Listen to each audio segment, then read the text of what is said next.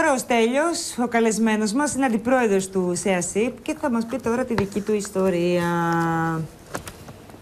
Η δική μου ιστορία ξεκινά το 1962, τον Ιούνιο του 1962, όπου γεννήθηκα. Και μετά από 2,5 μήνες, στο Εγάλεο Αττικής, μία νεαρή 25 χρονών τότε, δηλαδή γεννημένη γύρω στο 1937, κοπελιά, αφήνει ένα παιδί στο έναν ιερωμένο από τη Λευκάδα για να πείσει και να πάρει το παιδί η παπαδιά, της λέει ονόματα από τη Λευκάδα και πείθεται, γιατί αυτή ήταν από την Αθήνα η κοπελιά, και το κρατά. Με τη δικαιολογία θα πάει στο ΙΚΑ, μια δικαιολογία ΑΒ. Όταν γυρίζει, είχε έρθει ένα φορτηγό από τη Λευκάδα να φορτώσει προϊόντα, προϊόντα εράνου. Και όταν γύρισε ο παπάς πίσω, έκλαιγε το παιδί, βρήκαν ένα σημείωμα ότι το παιδί είναι αβάπτιστο και όρφανο, κάτι τέτοιο. Το δώσανε στο Βρεφοκομείο Αθηνών και από εκεί υιοθετήθηκα εγώ έξω από το Γήθιο, στη Μάνη. Έζησα ελάχιστα χρόνια εκεί. Τι ηλικία έχεις φτάσει εκεί τώρα? Εκεί πήγα 4 χρονών. Άρα 4 χρονών υιοθετήθηκες. Ναι. Είχες μνήμες εσύ? Μνήμες θα πρέπει να είχα, αλλά έγινε ένα ατύχημα και χτύπησα και έτσι αυτές σβήσανε. Μετά το ατύχημα έχω μνήμες, πριν το ατύχημα δεν έχω μνήμες. Το ατύχημα σε τι ηλικία το είχες? Γύρω στα 5, εκεί. Άκου τώρα. Οι μνήμες εκεί σβήσανε και μάλιστα οι πρώτες ήταν ότι μια γυναίκα δεν πρόλαβες να το πάρεις και τραυματίστηκε, χτύπησε, ξέρω εγώ. Τέτοια, όπου καταγράφηκε στον εγκέφαλο και αργότερα βέβαια βγήκανε. Ήρθαμε στην Αθήνα, όταν έγινε όλη αυτή η κατάσταση με τα υιοθετημένα παιδιά, μπήκα και εγώ στο σύλλογο. Εσύ πώς μπήκες στο κάτσε, περίμενε, είχες μάθει τους υιοθετημένους? Ναι, μετά σύντο χρόνο, είχα βρει κάποια έγγραφα κτλ. Που λέγανε τι ασθένειες είχα περάσει, τι εμβόλια είχα κάνει κτλ. Από το Βρεφοκομείο Αθηνών και έτσι κατάφερα. Σε τι ηλικία ήσουν? Γενικά πιστεύω ότι το παιδί το ξέρει από εξ αρχής. Δηλαδή? Βλέπει τη διαφοροποίηση που υπάρχουν μεταξύ των... Βλέπει τα ψέματα ή που προσπαθούν να το προστατεύσουν κτλ. Το διαισθάνεται. Συγγνώμη που σε διακόπτω, ναι. Στέλια μου, αλλά βλέπω ότι γνέφεται καταφατικά. Ναι, ισχύει αυτό? Ναι. Τα παιδιά το διαισθάνονται. Από τι το διαισθάνονται? Βλέπω τις διαφορές. Όλοι, ας πούμε, ειδικά όσοι έχουμε αδέλφια, έχουμε πειραχτεί μεταξύ μας.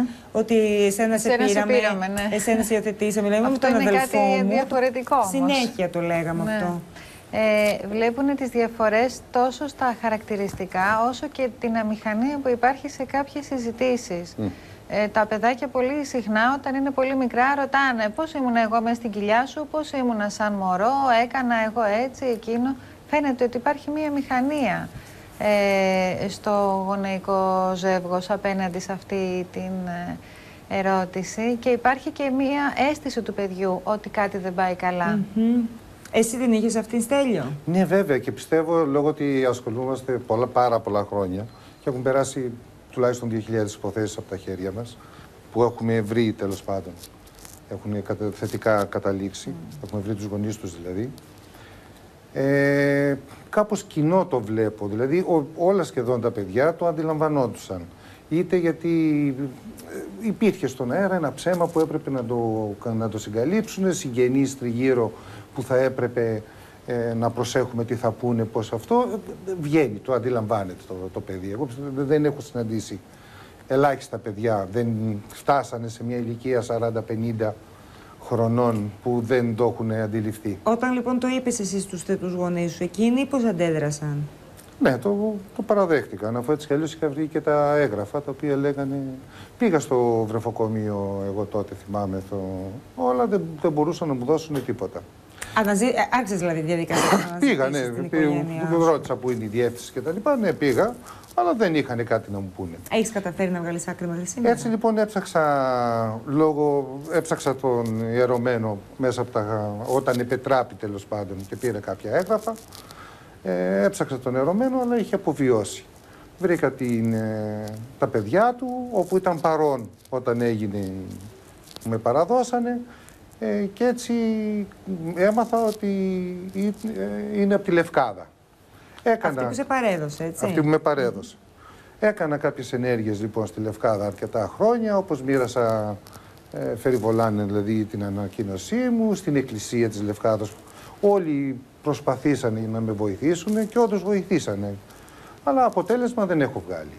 Και έτσι θα ήθελα να κάνω και μια έκκληση και στην Ομογένεια, όπως και της Αυστραλίας και που έχω στείλει και κάποιες επιστολές, αν μπορούν να βοηθήσουν και εμένανε, αλλά και το Σύλλογο και άλλα άτομα, όταν γνωρίζουν κάτι, ανώνυμα, να μας βοηθήσουν για να λύγει αυτό το πρόβλημα που έχουμε. Ξέρετε, την έχω καταλάβει εγώ σε αυτές τις περιπτώσεις. Από τη στιγμή που δεν υπάρχει δηλωμένη γέννηση... Πάντα όταν υπάρχει ένα μυστικό, το ξέρουν πάλι κάποιοι. Δηλαδή, δεν μπορεί να γεννηθεί ένα παιδί, τη βλέπουν που είναι έγκυος κτλ. Άλλο θέλω να πω. Κάποιος που βλέπει εσένα αυτή τη στιγμή, πώς μπορεί να ξέρει αν ξέρει το δικό σου το μυστικό, αν είσαι εσύ το μυστικό που ξέρει ή αν είναι κάποιος άλλος? Ναι, λόγω του ότι εγώ, ας πούμε, τώρα μια πιάσαμε το προσωπικό και εγώ τώρα έχω με τόσες υποθέσεις ασχολούμαι. Ναι, αλλά εσύ είσαι εδώ όμως τώρα για τη δική σου ιστορία. Ναι. Λοιπόν, το δικό μου. Λόγω ότι με κράτησε 2,5 μήνες, 2,5 έως 3 μηνών, υπάρχει ο κόσμος που το γνώριζε το γεγονός. 2,5 μήνες που ήταν αυτό. Δεν ξέρεις όμως αν ήταν από τη Λευκάδα ή αν ήταν η καταγωγή της στη Λευκάδα, αν έμενε στη Λευκάδα. Λόγω του ότι δεν το άφησε σε βρεφοδόχο που κρατάει, αποποινικοποιεί, θα πούμε μετά για την βρεφοδόχο, τι ρόλο παίζει. Λοιπόν, τι ρόλο μπορεί να παίζει, βρε Στέλιο, θεωρώ αποποινικοποιεί. Γιατί αποποινικοποιεί? Γιατί είναι ποινικό αδίκημα να αφήνεις ένα παιδί να το εκθέτεις. Ενώ άμα το βάζεις στην βρεφοδόχο... Ουσιαστικά, βέβαια, δεν βοηθάει. Ανώνυμα, το έβαλες, ορίστε. Όπως δεν υπάρχει το αμάρτημα της εγκατάλειψης του παιδιού. Στη θρησκεία μας δεν υπάρχει. Αμάρτημα, το καλά, μην την πιάσουμε τη θρησκεία. Όχι, θέλω να πω ότι δεν υπάρχει το αμάρτημα. Υπάρχουν πολλά αμαρτήματα. Το συγκεκριμένο δεν υπάρχει, σαν αμάρτημα. Λοιπόν. Έχεις απόλυτο δίκιο αυτό, δεν το δεν υπάρχει το αμάρτημα της εγκατάλειψης. Έχεις απόλυτο δίκιο. Είναι ότι τα βρεφοκομείο Αθηνών, ας πούμε, που υπάρχει η Ακρόπολη το 1910, λέει ότι φτιάξτε το βρεφοκομείο και τα λοιπά για να τους πείσουν να δώσουν χρήματα και τώρα θα σας στοιχήσει 3-5 χιλιάρικα, δεν το θυμάμαι το κείμενο ακριβώς, αλλά μετά θα σας αποδώσει 40-50 χιλιάδες πολλαπλάσια. Αυτά τα παιδιά σαν εργάτες κτλ. Και όπως το βρεφοκομείο φτιαχτήκανε, που το πιάσαμε πολύ τώρα, τέλος πάντων, γιατί χρησιμοποιηθήκαν στην πορνεία, πολύ αργότερα σαν εργάτες, αγρότες και στην βιομηχανική παραγωγή. Καλύπτανε δηλαδή θέσεις εργασίας. Αλλά οποιασδήποτε εργασίες. Αντιδούλου. Λοιπόν, και ένα άλλο φαινόμενο πάλι ότι δεν έχουμε παιδική εμπόριο οργάνων είναι γιατί δεν έχει ολοκληρωθεί σαν άτομο και δεν μπορούν να το πάρουν. Ιδάλλως θα τα είχαν...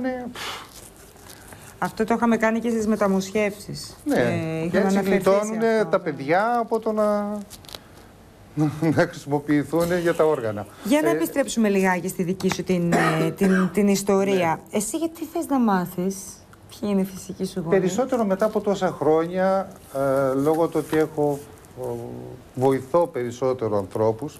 Ξέχασα να πω ότι ο Σύλλογος είναι φιλοκερδός. Έτσι, είναι βασικό στοιχείο αυτό. Συντηρείται μόνο από τις εισφορές των μελών, δεν έχει οποιαδήποτε... Να δώσουμε και τα στοιχεία του ΣΕΑΣΥΠ. Βρίσκεται στην Αγίου Κωνσταντίνου 4, στην Ομόνια, στον 5ο όροφο. Ναι. Τα τηλέφωνα μπορούμε να τα υπενθυμίσουμε, να μας τα πει ο Στέλιος? Δεν τα θυμάμαι κιόλας. Ωραία, με την ησυχία σου. Να πούμε ότι δεν χρειάζεται να πληρώσετε κάτι αν θέλετε να αναζητήσετε τους βιολογικούς σας γονείς ή αν είστε γονιός που θεωρεί ότι έχει χάσει το παιδί του και ότι δεν έχει πεθάνει όπως του έχουν ανακοινώσει, αλλά έχει οθετηθεί, πάλι μπορεί να έρθει σε εσάς. Δύσκολη περίπτωση αυτή. Δύσκολη περίπτωση και θέλει και μεγάλη προσοχή. Γιατί η θνησιμότητα ήταν πάρα πολύ μεγάλη και μπορεί όντως να έχει πεθάνει. Δηλαδή, ελαφρά την καρδία, δεν μπορείς να πεις ναι ή όχι. Θέλει προσοχή για να το προσέξουμε. Να προσέξουμε αν όντως το γεγονός υφίσταται. Το άλλο, ναι, και τα τηλέφωνα τελικά ναι, είναι 210 52 23 342. 210 52 23 342. Και 210 52 26 570. Και έχετε και στο Facebook βέβαια σελίδα, έτσι. Βεβαίως, το ΣΕΑΣΥΠ Σύλλογος Έρευνας και Αποκάλυψης Στοιχείων Υιοθετημένων Παιδιών. Έτσι θα το βρείτε, Αθήνας, έτσι, μέσα στο Facebook, όπου μπορείτε να στείλετε και τα μηνύματά σας βέβαια κτλ. Θα ήθελα να επικεντρωθώ πάλι με την υπόθεση, και το αναφέραμε το δικό μας, ότι ο συγκεκριμένος ιερωμένος ήταν στον Νίκολη, στην Επισκοπή και στον Πόρο, στη Λευκάδα. Είναι, λοιπόν, είναι μια καλή ευκαιρία λοιπόν τώρα που ξεδιλεύουμε τη δική σου την ιστορία. Αλλά θέλω και την ομογένεια να κάποιος. βοηθήσει. Πώς είπες? Θέλω και την ομογένεια να βοηθήσει. Γιατί πολλά άτομα και μέσα από τις οικογένειες θέλανε να φύγουν και ένα παιδί άρρωστο ήταν πολύ δύσκολο να το πάρουν μαζί. Έτσι λοιπόν γινόταν και μια εγκατάλειψη. Ή να ταξιδέψουν με το αεροπλάνο που ήταν οι ελεύθερες γυναίκες θα μπορούσαν να το κάνουν. Τι πιστεύεις ότι έχει γίνει στη δική σου την περίπτωση? Για τη δική μου, όχι, δεν έχω καταλήξει κάπου. Δεν έχω. Στη έρευνά μου στη Λευκάδα έχω βρει ανθρώπους, όπως είπα και πριν, που βοηθήσανε πραγματικά. Έχω βρει ανθρώπους που έχουν κλειστό το στόμα και δεν καταλαβαίνω σε τι θέμα. Μετά από τόσα χρόνια τι θέλουν να κρύψουν. Έχω συναντήσει τα πάντα δηλαδή. Τι θα σε ανακούφιζε να έχει συμβεί στην περίπτωσή σου? Εγώ περισσότερο πλέον, με τα χρόνια και την εμπειρία μου, οτιδήποτε. Δεν με απασχολεί πλέον. Εάν σε άκουγε, αν είχες τη φυσική σου μητέρα εδώ μπροστά, ναι, τι θα της έλεγες? Κατά βάση τίποτα. Θα καθόμουν να ακούσω τι θέλει να μου πει εκείνη. Πλέον μετά από τόσα χρόνια, τι να έχει σημασία να ακούσεις τελικά? Θα μετά ακούσω. Από τόσα χρόνια, ναι, έχει σημασία. Νομίζω μόνο αυτό έχει σημασία. Να μάθεις λιγάκι για αυτόν τον άνθρωπο που σε έφερε στον κόσμο. Τι άνθρωπος είναι, τι ήθελε στα αλήθεια, τι συνέβη, για ποιο λόγο αναγκάστηκε να σε δώσει. Νομίζω αυτά είναι που κάνουν νόημα σε ένα παιδί. Σχέση αναπτύσσεται ανάμεσα στους βιολογικούς γονείς και στο υιοθετημένο παιδί μετά τη συνάντησή τους? Είναι αυτό που είπανε τα παιδιά που ξεκινήσαμε την εκπομπή, ότι είναι δύσκολο να αναπτυχθεί η σχέση. Υπάρχει κάτι, αλλά αρκετά αποστασιοποιημένο. Τα παιδιά παραμένουν στην οικογένεια που μεγαλώσανε, αυτοί γνωρίζουν, αυτούς θεωρούν για γονείς. Ας έχουν εμπιστοσύνη λοιπόν αυτοί οι άνθρωποι ότι δεν είναι καλύτεροι βιολογικοί οι γονείς, ότι αυτοί είναι οι καλύτεροι. Να μην φοβούνται λοιπόν και να το πούνε στο παιδί τους και να το βοηθήσουν να βρει την βιολογική τους οικογένεια. Δεν έχω συναντήσει μέχρι τώρα κάποιον που να έχει καταλήψει την οικογένειά του για να πάει με τη βιολογική. Η οικογένεια, δηλαδή μάνα και πατέρας, είναι αυτή. Οικογένεια. Τελείωσε. Ναι, τέλος. Δεν το αλλάζει.